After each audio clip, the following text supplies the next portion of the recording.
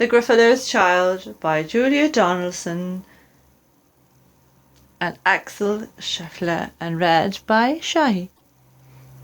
The Gruffalo said that no Gruffalo should ever set foot in the deep, dark wood. Why not? Why not? Because if you do, the big bad mouse will be after you. I met him once, said the Gruffalo. I met him a long, long time ago. What does he look like? Tell us, Dad. Is he terribly big and terribly bad?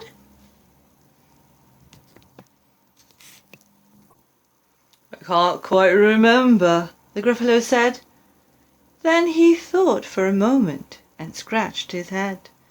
The big bad mouse is terribly strong, and his scaly tail is terribly long. His eyes are like pools of terrible fire, and his terrible whiskers are tougher than wire. One snowy night, when the Gruffalo snored, the Gruffalo's child was feeling bored. The Gruffalo's child was feeling brave, so she tiptoed out of the Gruffalo cave. The snow fell fast and the wind blew wild. Into the wood went the Gruffalo's child. Aha! Oh-ho! A trail in the snow! Whose is this trail and where does it go? A tail poked out of a log pile house. Could this be the tail of the big bad mouse? Out slid the creature. His eyes were small, and he didn't have any whiskers. No, none at all. You're not the mouse? Not I, said the snake. He's down by the lake, eating Gruffalo cake. The snow fell fast and the wind blew wild. I'm not scared, said the Gruffalo's child. Aha! Oh-ho! Marks in the snow! Whose are these claw marks? Where do they go? Two eyes gleamed out of a treetop house. Could this be the eyes of the big bad mouse? Down flew the creature. His tail was short, and he didn't have whiskers of any sort. You're not the mouse? Too, not I, but he's somewhere nearby eating Gruffalo pie.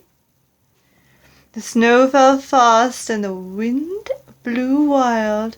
I'm not scared, said the Gruffalo's child. Aha! Aho! A track in the snow! Whose is this track and where does it go?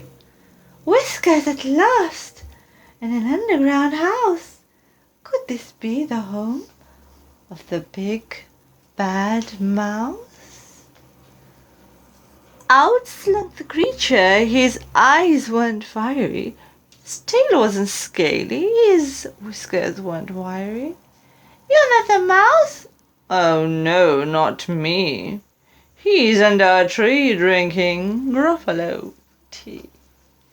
It's all a trick, said the Gruffalo's child, and she sat on a stump where the snow lay piled.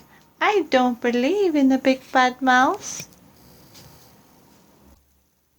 But here comes the little one, out of his house.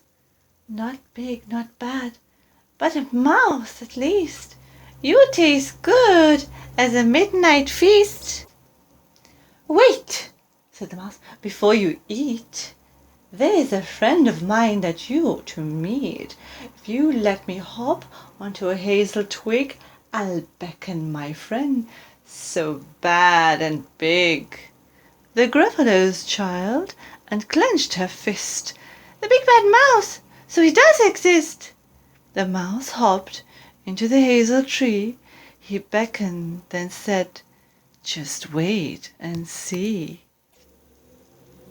Out came the moon. It was bright and round. Terrible shadow fell onto the ground. Who is this creature so big, bad, and strong? His tail and his whiskers are terribly long. His ears are enormous, and over his shoulder He carries a nut as big as a boulder. "The big bad mouse!" yelled the Gruffalo's child. The mouse jumped down from the twig and smiled.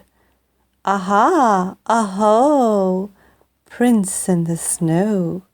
Whose are these footprints? Where do they go?"